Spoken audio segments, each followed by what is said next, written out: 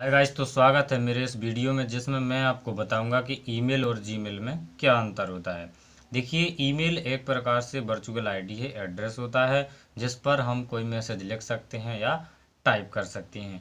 और Gmail Gmail का जबकि फुल फॉर्म होता है गूगल मेल। जीमेल का जो संबंध रहा होगा वो कहीं ना कहीं गूगल से जरूर रहा होगा। और ईमेल का जो फुल फॉर्म होता है वो होता है इलेक्ट्रॉनिक मेल।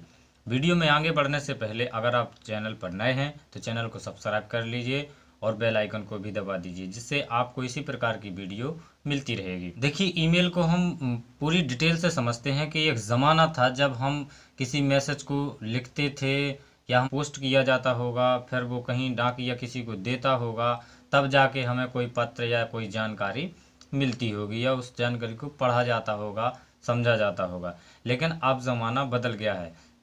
अब क्या होता है, ईमेल ईमेल यानी मैसेज करने के लिए हमें दो स्मार्टफोन या दो कंप्यूटर की ज़रूरत होती है। हम स्मार्टफोन के जरिए भी भेज सकते हैं। ईमेल अर्थात मैसेज करने के लिए हमें दो ईमेल आईडी की ज़रूरत होती है।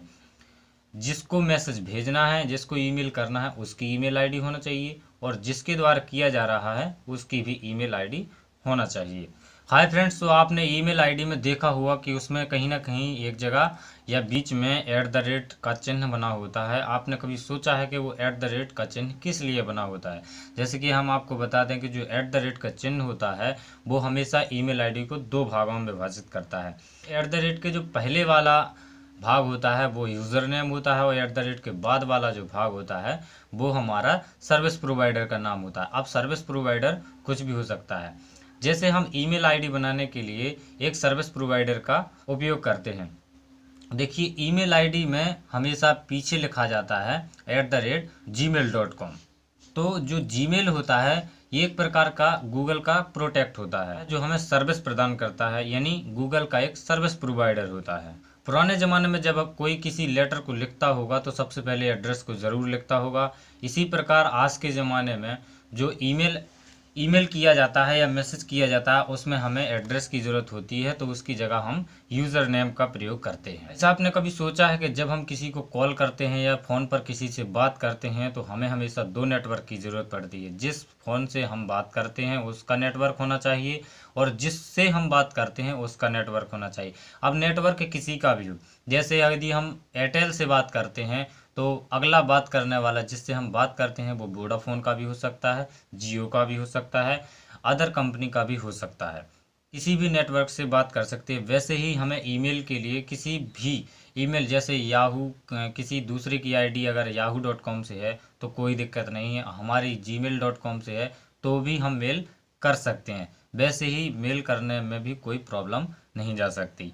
ठीक वैसे ही हमें मेल करने के लिए किसी भी सर्विस प्रोवाइडर का हम उपयोग कर सकते हैं, जैसे याहू हो गया, जीमेल हो गया और बिंग हो गया, रेडिफ हो गया। मेल करने के लिए हमें ईमेल आईडी दो ही चाहिए। अब सर्विस प्रोवाइडर उसके कुछ भी हो सकते हैं।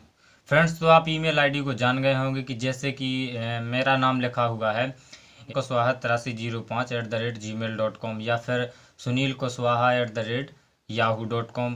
तो आप देख सकते हैं कि ईमेल आईडी के पीछे जो लिखा होता है कि gmail.com, yahoo.com, ये एक प्रकार से सर्विस प्रोवाइडर हैं। या फिर कभी कंपनी की साइट से होगी तो उसमें लिखा होगा कस्टमर केयर कंपनी का नाम फिर .com, इस तरीके से लिखा। ऐसा इसलिए होता है कि वो कंपनी उसका होस्ट खरीदी रहती है और उस पर एक अपना ईमेल आईडी बना लेती है, जिसके जरिए ईमेल के साथ साथ उस पर एक सर्वर बना लेती है और फिर मेल करती है। तो हम आपको बता दें कि ईमेल आईडी में जो gmail.com लिखा होता है, ये gmail.com की वजह से ही हम कोई मेल कर पाते हैं। ये gmail.com ही हमारे मेल को दूसरी जगह पहुंचाता है। ये एक प्रकार से सर्विस प्रोवाइडर है जो कि मेल भेजने का काम करता है। कमेंट में बताएं कि वीडियो की जानकारी कैसी लगी और अगले वीडियो में मिलते हैं कि ईमेल आईडी कैसे बनाते हैं।